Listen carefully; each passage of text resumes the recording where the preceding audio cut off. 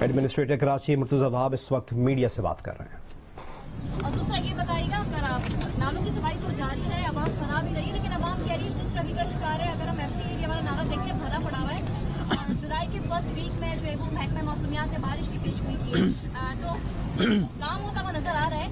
اچھا کام ہو رہا ہے پچھلے سال کی نسبت، لیکن کیا یہ ہے کہ اگر بارش ہوئی اور نالے بھر گئے تو اس کی ذمہ دار کون ہوگا؟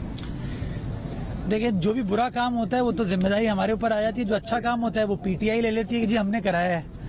جب بارش تھوڑی سی ہوگی، موسم خوشگوار ہوگا تو وہ لوگ کہیں گے جی ہم نے کرا لی ہے. جب پانی جمع ہوگا تو الزام ہم پہ آ جائے گا.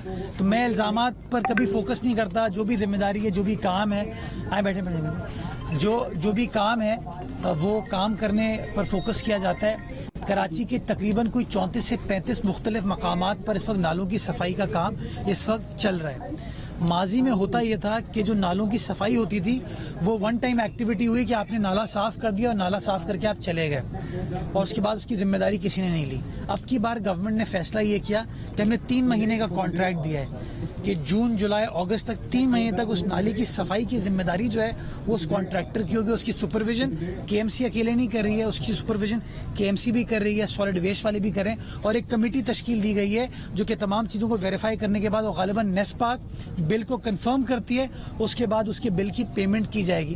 تو نتیجہ یہ ہوا کہ پچھلے سال بہتر طریقے سے کام ہوتا ہے اور میں پر امید ہوں کہ اس سال وہ کام اور مزید بہتر ہوگا. تو آپ کا یہ جو گلہ ہے کہ ہاں کچرا آ جاتا ہے، یہ بات صحیح، کچرا آ جاتا ہے اور اسی لیے ہم نے ون ٹائم نالا صاف کرنے کا کانٹریکٹ نہیں دیا.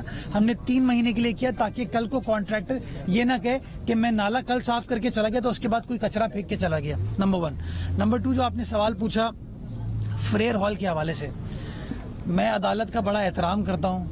میں خود عدالت سے ہوں، عدالت میرا گھر ہے، لیکن میں سمجھتا ہوں اس کی مثال آپ کو تاریخ میں نہیں ملے گی کہ کے ایم سی کو سنے بغیر یا دوسری سائڈ کو سنے بغیر یہ فیصلہ دے دینا کہ کے ایم سی نے غلط کام کیا ہے، غیر قانونی کام کیا ہے، اس کام کو گرا دیا جائے، توڑ دیا جائے. یہ تو ہوتا ہے کہ اسٹے دے دیا جاتا ہے کہ جب تک عدالت فیصلہ نہیں کرتی تب تک کام کو، مزید کام کو روک دیا جائے. لیکن اس کی مثال نہیں ملتی کہ کے ایم سی سے یا پارکس ڈپارٹمنٹ سے یا مجھ سے کسی نے پوچھا نہیں کہ ہم بنا کیا رہے ہیں.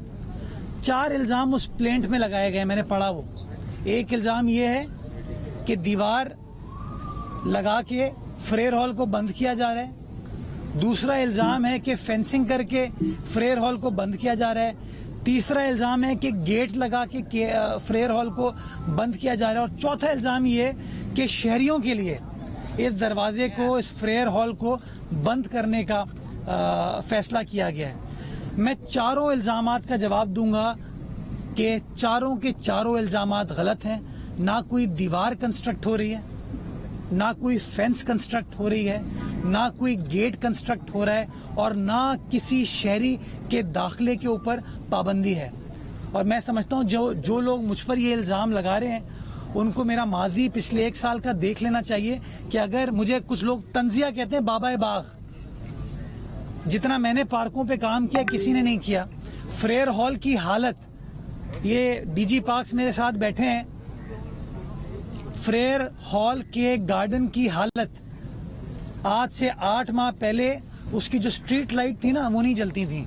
یہ گراؤنڈ ریالٹی ہے. اس کے 2 فاؤنٹنز ہیں نا وہ جلتے نہیں تھے. یہ لائٹیں بھی میرے دور میں ٹھیک ہوئیں، یہ فاؤنٹن بھی میرے دور میں ٹھیک ہوئے.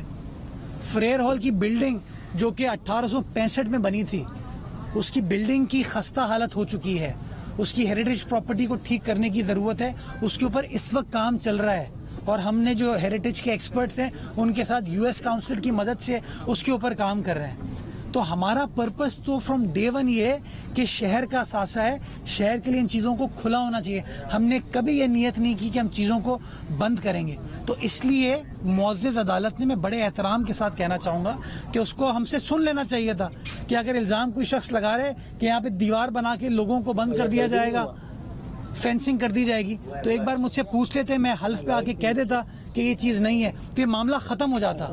اور جن لوگوں نے یہ کیس فائل کیا ہے ان لوگوں نے مجھ سے بات کی تھی اتوار کو. انہوں نے مجھ سے پوچھا مرتضی صاحب کیا کرنے جا رہے ہیں، تو میں نے ان کو بتایا کہ نہ کوئی دیوار بن رہی ہے، ना कोई फेंस बन रही है, ना कोई दरवाजा लग रहा है। ये हम आर्च बना रहे हैं ताकि तारीख लोगों को बता सके कि ये हमारा असासा है। वो जो सीढ़ियां टूटी हुई हैं उन सीढ़ियों को ठीक करने जा रहे हैं। वो जो बागी जना एक जगह पे कोने पे लिखा हुआ है जिसके ऊपर किसी ने वॉल चॉकिंग करके ग्राफिटी लगा दी है, जो साइड के पिलर्स टूट गए उनको हम ठीक करने जा रहे हैं। ये मैंने उनको बताया, उन्होंने मुझे शुक्रिया अदा किया और उसके बाद फिर कुछ घंटे बाद उनका माइंड तब्दील होता है, उनकी सोच तब्दील होती है और वो अदालत में केस फाइल कर देते हैं। तो मैं मौजूद अदालत से ये कहना चाहूँगा कि बिल्कुल आप कानून के मुताबिक फैसले करें, लेकिन कानून ये भी कहता है कि ड्यू प्रोसेस ऑफ लॉ ये है कि कोई फैसला करने से पहले दूसरी साइड को सुन ले, सुनने के बाद फैसला करें। जी, ये पहले